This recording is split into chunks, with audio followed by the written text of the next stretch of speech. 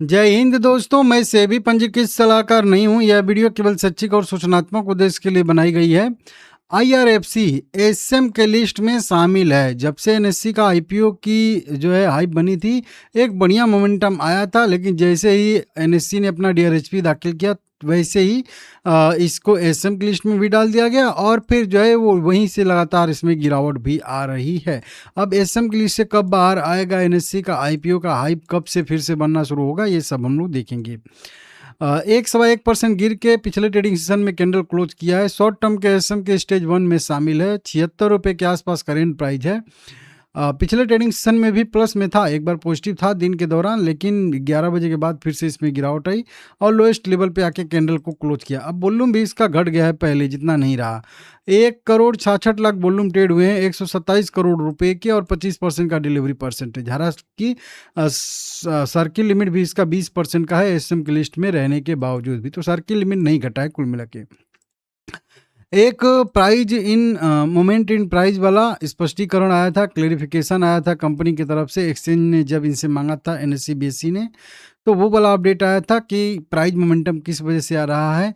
वहीं पे insider trading window company ने क्लोज कर दिया है 1 जुलाई 2026 से, उसका यहाँ पे जो है अपडेट निकल के सामने आया था। और वहीं पे अगर हम लोग देखेंगे तो शॉर्ट टर्म लिस्ट में कंपनी स्टेज 1 में 16 जून 2026 से ही गया है। कब से? 16 जून से ही गया है। 16 जून के बाद 16 जुलाई बीत गया और फिर अभी जो है मतलब 16 जून के बाद, हाँ, अभी 16 जुलाई आने वाला है। 1 महीना लगभग, अभी 1 महीना नहीं हुआ है भाई, अभी कम ही हुआ है। तो काउंट कर लेते हैं और देख लेते हैं कि कब इसका अगला जो है रिव्यू होने वाला है, ठीक है ना? नहीं तो फिर ऐसे पता कैसे चलेगा। तो देखिए, ये वाले दिन पे ये जो है जून में गया था, 16 जून के आसपास। 17 जून से एक्टिव हुआ होगा, तो 1 हफ्ते लग जाता है लगभग इसके जो है पहले रिव्यू में 10 दिन लगभग लग जाता है और 10 दिन के बाद फिर से अब जो है 1-2 हफ्ता लगेगा। तो लगभग मान के चलिए कि अगले हफ्ते में लास्ट ट्रेडिंग सेशन में शुक्रवार के आसपास, तो मान के चलिए कि 10 जुलाई, ठीक है ना? 16 जुलाई लिखा जा रहा है। 10 जुलाई के आसपास इसका रिव्यू हो सकता है, ऐसी संभावना है। और 10 जुलाई को अगर इसका रिव्यू होता है तो अब इसके बाहर आने की संभावना ज़्यादा है। क्यों? क्योंकि देखिए, ये जब भी कोई शेयर एसएम की लिस्ट में शॉर्ट टर्म में या लॉन्ग टर्म में जाता है ना, वो क्या है कि ये प्राइस जब बढ़िया मोमेंटम करता है, ज़्यादा इक्विटी शेयर जब ट्रेड होता है, मैनिपुलेशन टाइप का दिखता है, तब जो है एक्सचेंज एसएम की लिस्ट में डाल देते हैं। लेकिन अब तो वो चीज़ है नहीं।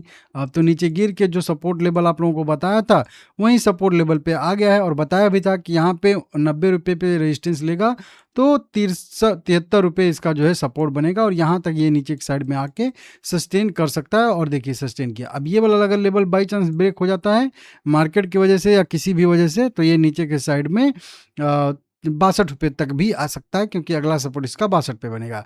73 ब्रेक होता है, तो अगर एसएम की लिस्ट से बाहर आ जाता है 2-4-10 दिन में, तो फिर यहाँ से रिकवरी फिर से 90 रुपये तक आ सकती है। अब मेन चीज़ है ये, जब जब एनएससी के आईपीओ का हाइप आता है तभी तभी ये जो है यहाँ पे मोमेंटम करता है, नहीं तो फिर दिक्कत में रहता है, ठीक है ना? तो अब एनएससी के आईपीओ का अगला हाइप कब तक बन जाएगा? तो देखिए, अब इसका हाइप बनेगा लगभग कम से कम 2 महीने के बाद। 2 महीने के बाद क्यों बोल रहा हूँ? क्योंकि जब भी कोई कंपनी डीआरएचपी दाखिल करती है तो उसमें 3 महीने का टाइम लग जाता है सेबी से अप्रूवल के लिए। हालांकि 3 महीना मतलब एग्जैक्ट नहीं लगता है, कभी कम भी लग जाता है, कभी 4 महीना 5 महीना भी लग जाता है सेबी से अप्रूवल लेने में। तो फिर से 3 महीना या 2 महीना बाद जो है फिर से हाइप बनना शुरू हो जाएगा एनएससी के आईपीओ का, जब सेबी से मंजूरी मिलेगी तब से। तो फिर तभी मान के चलिए कि जब जब उसमें आता है न्यूज़, तभी ये मतलब भागता है।